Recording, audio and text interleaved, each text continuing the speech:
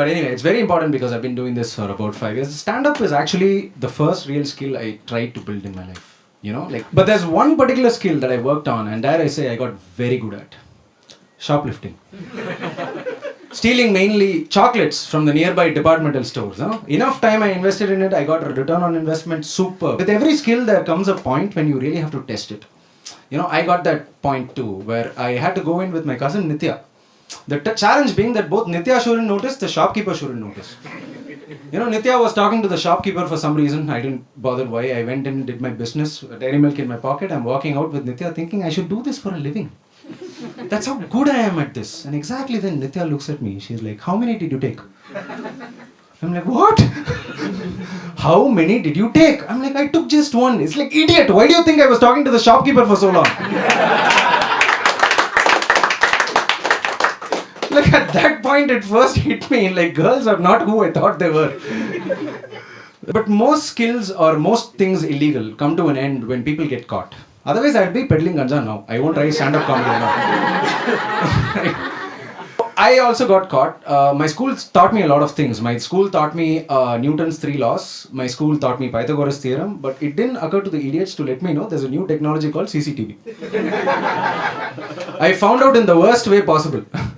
I had a Kit Kat in my pocket. I was walking out exactly then when Akka comes to me. Thambi, wait. Everybody, gather round. I'm going to show you a magic trick. And then she just pulls out one Kit Kat. I'm like, magic indeed. And they were like, listen, there are 3 ways out of this. Okay, 1, we will tell your local police station. 2, we will tell your school. 3, we will tell your parents. I'm like, 1 plus 2 is equal to 3. You directly call my parents. Okay. But then I realized 20 years later, I should have said police station, no? I should have said police station, because what are the police dealing with? Rapists, murderers, chain snatchers, and suddenly one guy walks in, sir, this boy took Kit Kat, sir. Police will be like, what is complaint, pa? He took only one now.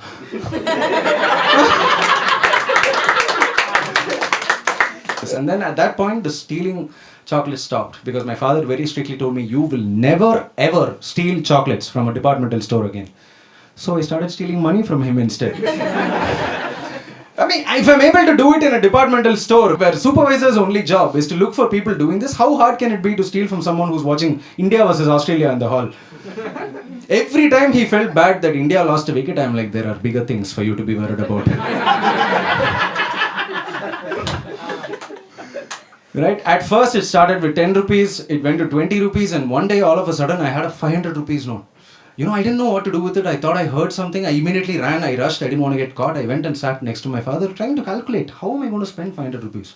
Because all I wanted was 5 rupees samosa. Okay. 5 rupees thumbs up. Okay. 10 rupees. So I can do this for 50 days. But what happens if I lose touch with stealing? I have to continue stealing, right? Only then I'll be good at it. So I'm thinking what to do. And exactly then India lost another wicket. And my father tells me he had a bet with his friend that if India ends up losing that match, he has to give his friend 5,000 rupees. He lost, and India were definitely going to lose that match, I could tell.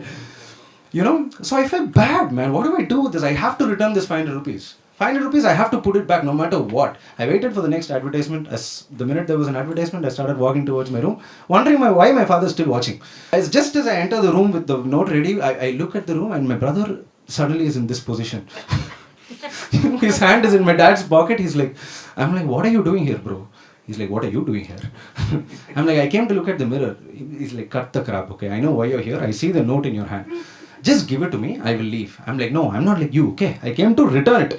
He's like, which means at some point you took it.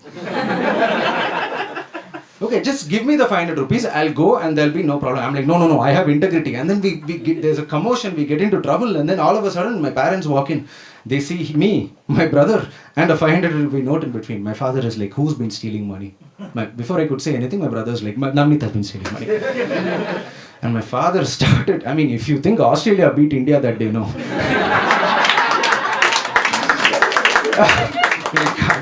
And while he's hitting me, he kept telling me, Dave, I just told you I'm losing 5,000 rupees today. Do you have any sympathy at all? I'm like, and then I would learn my biggest lesson in my life. Like 200 times in my life, I was an asshole. No consequences.